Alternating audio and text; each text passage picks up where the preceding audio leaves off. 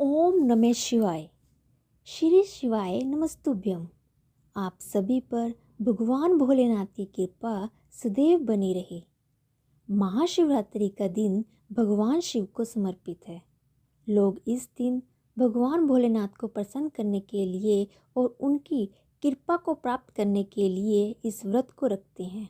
मान्यता है कि इस दिन अगर भगवान भोलेनाथ की सच्चे मन से पूजा की जाए तो सभी मनोकामनाएं जल्दी ही पूरी हो जाती है। तो चलिए अब हम जानते हैं कि भगवान भोलेनाथ का रुद्राभिषेक कैसे करते हैं, उसके बारे में अब हम जान लेते हैं। महाशिवरात्रि के व्रत में शिवलिंग का अभिषेक करना सबसे महत्वपूर्ण माना गया है। इसे रुद्राभिषेक भी कहा गया है। तो चलिए अब हम जानते हैं कि हम कैसे भगवान शिव का रुद्राभिषेक करेंगे। सबसे पहले ओम नमः शिवाय मंत्र का जाप करते हुए शिवलिंग पर शुद्ध जल अर्पित करें। इसके बाद कच्चा दूध चढ़ाएं। कच्चा दूध चढ़ाने से क्या होगा, यह मन को शांति प्रदान करेगा। उसके बाद आप दही अर्पित करें जो स्थिरता और अच्छी सेहत देगा। उसके बाद घी चढ़ाएं। घी चढ़ाने से तेज और शक्ति की प्राप्ति होगी। उसके बाद शहद चढ़ाएं। शहद चढ़ाने से जो जीवन में मिठास और वाणी में मधुरता आएगी। उसके बाद शक्कर चढ़ाएं। शक्कर या फिर गन्ने का रस, जो भी आपके पास हो, शक्कर या फिर अगर आपको गन्ने का रस भी मिल जाता है तो आप वो भी चढ़ाएं। उससे आपके जीवन में सुख समृद्धि आएगी और लक्ष्मी की भी प्राप्ति होगी। पंचामृत चढ़ाने के बाद शिवलिंग को फिर से शुद्ध जल या गंगा जल से अच्छी तरह साफ कर लें। इतना सब कुछ करने के बाद जल अभिषेक पूरा होने के बाद शिवलिंग का श्रृंगार करें। तो श्रृंगार हम कैसे करेंगे शिवलिंग का? शिवलिंग पर सबसे पहले हमें क्या करना है, वस्त्र अर्पित करने हैं। जो हम वस्त्र लेके गए थे जैसे जनेऊ या फिर वाइट रंग का वस्त्र, सफ़ेद रंग का वस्त्र, उसको अर्पित करें। जैसे हम पहले खुद नहाते हैं, उसके बाद हम क्या करते हैं, वस्त्र डालते हैं। तो हम क्या करेंगे, भगवान शिव को हमने अभिषेक कर दिया है, उसके बाद हम क्या करेंगे, उनको वस्त्र अर्पित करेंगे। वस्त्र अर्पित करने के बाद हम शिवलिंग पर 3 उंगलियों से हम क्या करें, चंदन लेके गए थे तो उसके लिए हम क्या करेंगे, शिवलिंग पर चंदन से 3 उंगलियों से त्रिपुंड यानी कि 3 लाइनें बनाएंगे। 3 लाइनें बनाने के बाद बेलपत्तर लेंगे हम। फिर क्या करेंगे, भगवान को बेलपत्तर अर्पित करेंगे। बेलपत्तर के चिकने हिस्से पर, बेलपत्तर के जो चिकना हिस्सा होगा उसके ऊपर आपने या तो ओम लिखना है या फिर राम। उसके तीनों पत्तों पर आपने क्या करना है, ओम लिखना है या फिर आपने क्या करना है, राम लिखना है।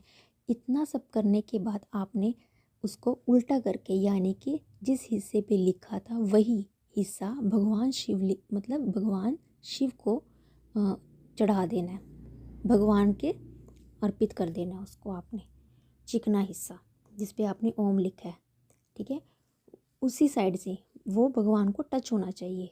राम लिखा हुआ, ओम लिखा हुआ, वो भगवान को टच होना चाहिए, ठीक है। उसके बाद आपने क्या करना है, भगवान शिव को भांग चढ़ाएं, बेलपत्र आपने चढ़ा दिए, फूल चढ़ाएं, उनको सफ़ेद रंग के फूल चढ़ाएं, ठीक है।